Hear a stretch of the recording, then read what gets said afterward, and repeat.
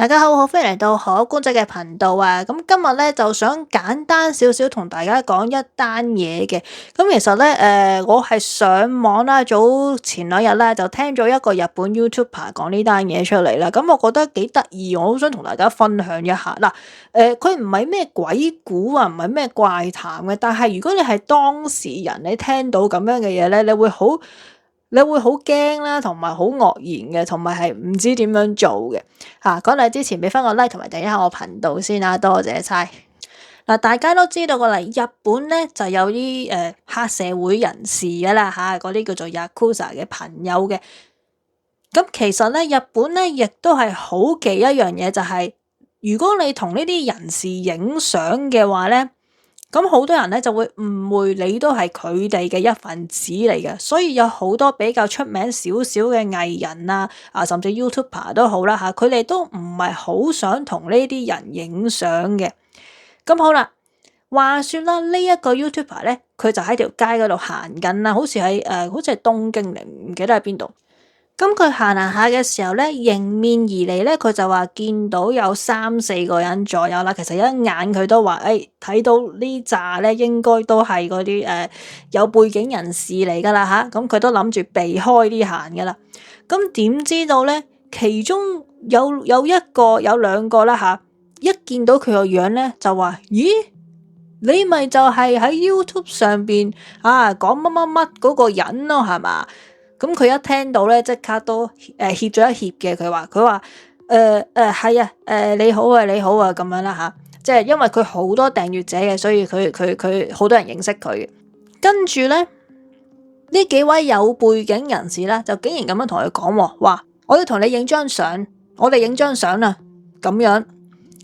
咁頭先都講過噶啦。好多呢啲比較出名嘅人咧，就盡量都想避免同有背景人士影相嘅，因為費事日後俾人誤會啊嘛。咁佢咧就話，佢真係好直接咁拒絕喎。佢話咧影相啊，唔係幾好嘅，唔係幾好嘅，唔好啦咁樣啦。咁對方咧又唔係嬲嘅，就同佢講話：你唔想影相啊？咁你聽我講件事啦，你一定好有興趣嘅。咁因為呢一個 YouTuber 咧，其實佢都係講開一啲恐怖嘢啊、怪談嗰啲咁樣嘅，咁所以呢一個有背景人士就話咧，佢都知道有一個怪談佢話怪談，佢話有件恐怖事啦吓，佢想同佢講話俾佢聽咁樣。咁呢個 YouTuber 咧就話：咦，咁係唔係我聽咗你講呢個你嘅怪談之後咧，你就唔需要我同你影相啦咁啊？咁呢位有背景人士就話：你聽咗先啦，嗱，咁大家可能喺度諗緊，佢哋係咪會去一間酒吧或者落去一個 cafe 或者點樣坐低傾咁樣咧？原來話唔係喎，就咁企喺條街嗰度傾嘅啫喎。總之呢一個有背景人士就話：你聽完我講嘢之後，我就放你走如果唔係咧，你就同我影張相咁樣。咁呢一個 YouTuber 就梗係話：咁我聽你講啦吓，因為我唔係好想同你影相啫咁啊。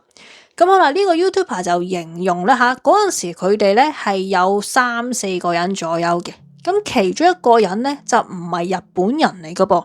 佢話佢望落去咧就係似黑人，但係又黑唔晒嗰隻啦。佢真係咁形容嘅。佢話佢唔知係乜嘢人，但係就唔似係純正黑人咯吓。總之就唔係日本人啦，一睇就知唔係噶啦。同埋咧呢一個人咧係唔識日文嘅。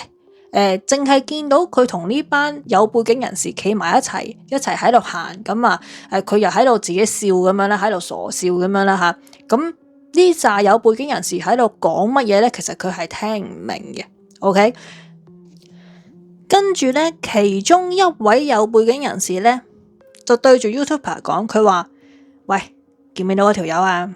我哋隔籬嗰個嗰個黑人咧。咁個 YouTuber 就話：係啊，做乜嘢啊？咁啊，佢唔識日文嘅。係啊，你知唔知道點解佢同我哋一齊啊？唔知喎。一陣咧，我哋會帶佢上船啊。呢隻船咧，我哋係會做啲黑市嘢嘅。咁呢個 YouTuber 一聽到就喺度諗緊，死啦！你做乜講俾我聽咧？我唔係好想知嘅啫，真係咁。但係無奈之下，佢都要俾反應噶。係啊。跟住呢一個背景人士繼續講，佢話：咁你知唔知道點解我哋要帶埋佢嚟啊？因為佢夠大隻。嗱，咁呢個 YouTuber 就形容咧嚇，企喺佢哋中間呢一個黑人咧，佢個身形係比較大隻嘅。咁同你話同日本人比就梗係大好多啦，係咪？即係都幾有健碩嘅。佢話係一個年青人嚟嘅，就唔係啲阿叔嗰啲嚟嘅。所以佢就諗緊係唔係可以幫手搬下重嘢啊？可以拉到唔知佢哋係諗住釣魚定係非法釣魚定唔知點樣啦。總之就唔係做啲就唔係做啲合法嘢啦嚇。可能都係同體力勞動有關嘅嘢啦。佢就諗緊，跟住咧，佢就答呢個有背景人士，佢就話：係咪因為佢夠大隻夠健碩啊？所以你哋諗住有咩幫到手，叫佢搬下嘢咁樣咯，係咪啊？然之後咧，呢一個有背景人士就話：唔係咯，你知啦，我哋咁樣出去做呢啲唔係合法嘅嘢做呢啲非法活動嘅話咧，有時候會有水警噶嘛，係嘛？會有水警跟住我哋噶嘛，係咪啊？如果真係有水警嚟嘅時候你估下我哋會做啲乜嘢？咁個 YouTuber 就話：我唔知啊，走咯，開隻船啊，開快啲咯，係嘛？嗰一刻嚟到嘅時候我哋咧就會拱呢一個黑人落海啊！跟住 YouTuber 聽到咧，佢就即刻佢係直情係佢話咧，佢係唔想聽落去啊！佢覺得佢一聽到咧，佢知得太多咧，係非常之唔好啊！越知即係唔想知咁多啊！你明唔明啊？咁佢就話：唔係係啊咁樣啦！佢個反應就成係咁樣啦。跟住呢一個有背景人士繼續講，佢話：因為咧如果我哋推咗佢落海之後，通常水警咧第一樣嘢會做係乜嘢？就係救人啊嘛！到時我哋走嘅話，佢哋就唔會跟住我哋咯，唔會追過嚟咯，係嘛？咁呢個 YouTuber 聽到呢度咧，佢話佢個心，佢話佢成身係打晒冷震，起晒雞皮，因為佢話咧，佢見到呢一個黑人男仔咧，企喺佢哋中間嘛，聽到佢哋喺度對話，喺度講嘢咧，佢係一隻字都聽唔明嘅，所以佢哋點樣笑都好啦，佢又係跟住笑咯，戇居居咁樣咯。佢話佢見到嗰個情況，佢覺得係好恐怖啊！佢覺得原來呢個黑人係即係佢唔會諗到自己下一秒可能就會冇咗條命因為雖然你話拱佢落海，水警可能會救啫，但係如果救唔到咁點有冷冰冰嘅海咁樣凍死咗浸瓜咗咁點係嘛？咁同埋咧，佢懷疑啦呢一個黑人咧係冇簽證嘅，係黑工嚟嘅所以到時你失咗蹤都好啦，係冇人會揾佢嘅。但係嗰刻個 YouTuber 咧就唔敢亂講嘢啦，就即係咁以附和下就係啊，咁你講完啦嘛，我就得啦嘛，咁佢真係咁樣同嗰個有背景人士咁樣講。跟住嗰位有背景人士就話未得住，我仲有一件事想你聽下添嘅。咁呢個 YouTuber 佢就話嗰時佢好無奈啦佢以為佢聽完咁大鑊嘅嘢之後佢就可以走噶啦，但係點知道呢個背景人士咧竟然仲想佢聽多另一件事喎，咁佢冇辦法之後就唯有聽啦，佢就咁好啦，你講啦咁啦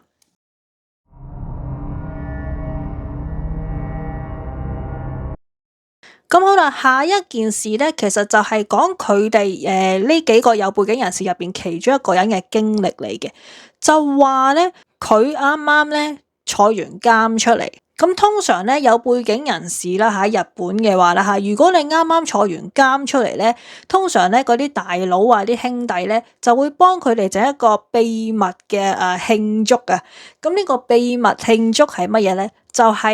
就係幫佢哋 book 間酒店，然之後咧幫佢哋叫埋外賣嘅。我講嘅外賣就梗係唔係 Uber Eats 嗰啲啦，我講嘅外賣咧係女人啊。咁即係話，如果你出獄出監嘅話咧，咁啲大佬就會幫你安排俾你 happy 一下噶啦，即係有一晚，即係嗰晚就會去 happy 咁樣噶啦。咁乜嘢都幫你 book 好晒噶啦，就同佢講你出嚟之後咧，就去呢間酒店。咁啊，我哋就叫咗個女仔上嚟噶啦，到時你慢慢用啦吓，慢慢玩啦吓，咁樣嘅。咁好啦，嗰一日咧，佢去到呢間酒店嘅時候咧，佢就覺得有啲奇怪，佢覺得好似唔知邊度見過咁啊，呢間酒店似曾相識嘅。後來佢入咗間房之後，就開始有少少心寒啦。佢話咧，唔知點解啦吓，入咗間房嘅時候咧，佢一卡條鎖匙入去啦，即係嗰個鎖匙卡咁樣卡咗入去啦。個電視機係會自己着嘅，正常就唔會點樣自己着嘅電視機，正常係就咁開咗燈就會打開咁樣啦。咁佢開頭都冇諗到啲乜嘢嘅，但係佢再諗下，喂，唔係喎，呢間酒店好熟面口喎，邊度見過咧吓？同埋呢間房好似後來咧，佢就即刻拎部手機出嚟 check 啦吓，點知道俾佢發現咗，唔知係佢啲大佬整蠱佢定點樣啦吓。呢一間酒店咧係一間情侶酒店嚟嘅，淨係啲情侶嚟噶啦，嗰啲咩時鐘酒店嚟嘅。佢揾到原來咧呢一度就係之前北海道好轟動嘅嗰一單殺人事件嘅兇案現場，而且佢而家嗰間房咧正正就係案發時候嗰間房。佢即刻成個人起晒雞皮啊！佢話係驚到咧，佢話唔知係咪個大佬玩佢定點樣。跟住冇幾耐之後咧，個門鐘就響啦。咁原來咧就係佢啲大佬幫佢安排嘅嗰位外賣小姐就嚟咗啦噃。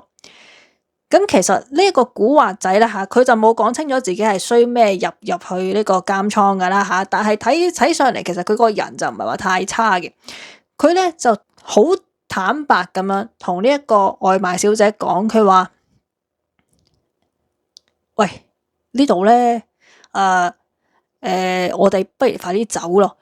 原來咧呢度係之前北海道嗰個好震驚嗰單殺人事件嘅兇案現場嚟嘅。我諗我哋都係唔好咩啦咁樣啦吓。咁就喺呢個情況啦吓，呢個古惑仔咧就問咗呢個 YouTuber 一個問題，佢話：你覺得驚同埋性慾邊一樣係會贏呢？咁呢個 YouTuber 當時就答佢話：如果係我嘅話，我會覺得驚會贏，會勝過性慾啦吓咁。咁後來呢個古惑仔佢都話：我同你嘅諗法一樣，所以咧我就同嗰個外賣小姐講，我話：喂，唔好啦，唔好搞啦，我哋走啦，間酒店算啦，豪俾佢啦，我哋唔好留喺度啦，咁樣啦。咁呢位小姐一聽到都話：呢度發生過啲咁嘅事噶，唔好啩咁樣啦。咁兩個人咧就走咗，去咗個停車場嗰度傾偈，傾咗2-3個鐘頭。因為個小姐係有個司機車佢嚟嘅，如果佢直接叫個小姐走嘅話咧，咁可能個小姐嗰個老細會以為你同個客人有咩事咧，有咩爭執咁樣，客人唔要你咁樣啦，就可能會累到佢嘅。咁所以咧呢個古惑仔咧，佢就話：我哋咧就唔好咩啦，唔好喺酒店入邊啦。不過我都會借你2個鐘嘅，反正都俾咗錢啦，同埋我都唔想你俾老細鬧，所以咧我哋不如去附近停車場或者傾下偈咁樣，傾2個鐘就算啦咁樣啦。咁所以睇得出其實呢個古惑仔都唔係話太差嘅。不過咧佢個大佬啊真係好大整蠱啦，整間咁嘅嘢俾佢啊。嗱，咁其實咧呢個古惑仔嘅經歷咧就係講到呢度嘅啫，只不過佢係入咗去呢一個案發現場入邊啦，即係呢個算係兇酒店入邊啦吓。但係佢自己就一開頭就唔知嘅，所以佢都嚇親咁樣嘅，所以對佢嚟講都算係一個恐怖事件，係一個怪談嚟咁樣啦。咁好啦，其實我喺度講緊呢一個咁轟動嘅北海道殺人事件咧，係邊一單咧？其實就正正係發生喺好似上年嘅啫，唔係好耐之前嘅啫。就係喺呢個時鐘酒店入邊啦，有個男人咧就俾個女人斬咗個頭，得翻個身喺張床上邊嘅。後來俾個清潔員工咧就發現咗咁樣嘅。我記得嗰陣時日本有播新聞，我都有睇啦。咁其實呢單嘢咧係更加多內情嘅，係因為呢個女仔咧個阿爸阿媽係中到佢乜咁樣嘅。佢之後係更加恐怖係咩咧？呢個女仔係斬咗個頭之後咧，斬咗呢個男人個頭之後咧，拎咗翻屋企擺咗落個樽入邊嚇，跟住攞嚟玩嘅嚇，佢攞個頭嚟玩嘅，跟住佢阿爸阿媽咧係對佢非常之溺愛嘅，係直情影住攞部手機同佢拍片嘅，佢拎住個頭喺度玩嘅時候嚇，總之係拉晒噶啦嚇，而家都仲係判緊嘅。我諗大家應該有聽過，因為呢單嘢實在太轟動。但係呢個 YouTuber 咧，佢話最震驚係咩咧？佢冇諗到原來間酒店仲營運緊咯，同埋冇諗到嗰間房仲可以 book 咯。因為咧，佢話有可能啦，有啲人可能唔知啦，咁始終都要做生意噶嘛，嗰間酒店係咪？咁可能有人 book 咗自己唔知，好似佢咁樣，即係好似個古惑仔咁樣入咗去。如果佢唔知嘅，佢其實冇咩都冇噶，可能就咁同個小姐孭咗之後咁啊完事咁啊走噶啦，係咪啊？但係咁啱佢係記得好似見過呢間酒店，跟住又上網查下，又真係呢間房咁樣啫。同埋咧，亦都有好多或者有特別嗜好嘅人咧，係特登咧走去 book 嗰間房，當係一個聖地咁樣嘅，即係有啲人中意可能探險靈探嗰啲，又可能會想去嗰度住一住咁樣啦。所以間酒店係正常運作中嘅都係。咁而家我就唔清楚係咪都仲係運作中啦。但係我睇呢個 YouTuber 嘅時候咧，佢話係運作中嘅嚇。咁可能呢兩單所謂離奇事件，我都唔知點樣講啊！離奇定係恐怖啊，定係怪談啊？又唔算係啊，但係我覺得幾得意喎，所以我好想同大家分享一下咯。所以我聽完之後我就覺得，咦唔係喎，我好想同大家講喎，話俾大家聽有啲咁嘅嘢先啦。所以咧，我仲喺度諗緊我放邊個台，我放怪談台，又好似怪怪地咁樣係嘛？或者睇下邊個台而家冇乜片嘅，我咪劈上去嗰度啦嚇。嗱，其實我即係可觀仔，我本人啦嚇，我係中意聽呢一啲古仔多啲嘅。我唔理佢真定假，我覺得幾好聽咯嚇。即係又唔係話唔似係鬼故怪談嗰啲咁，因為有時你怪談都可以有啲假噶嘛，有啲唔 make sense 嘅位噶嘛，係嘛？但係呢一啲咧，你又係有恐怖啦，但係又唔係話有鬼彈出嚟嗰啲啦。但係如果你係嗰個當事人嘅，你會覺得好心寒咯。即係好似突然之間我同你講話嗰個黑人，原來佢哋係諗住咁樣去可能唔知點樣請佢翻嚟啦，可能同佢講有好嘢做咁樣啦，有工作做咁樣啦，咁佢就跟住佢哋啦。點知道原來佢哋係諗住掟佢落海嘅，即係你聽到呢啲之後，你會覺得好心寒。咁另一個就係你估唔到，原來你啱啱出監，你個大佬幫你安排嗰間酒店，原來係之前發生過咁大單嘢嘅酒店喎。所以哇，你聽到真係好心寒，好正，我好中意聽呢啲啊嘛。anyway 啦。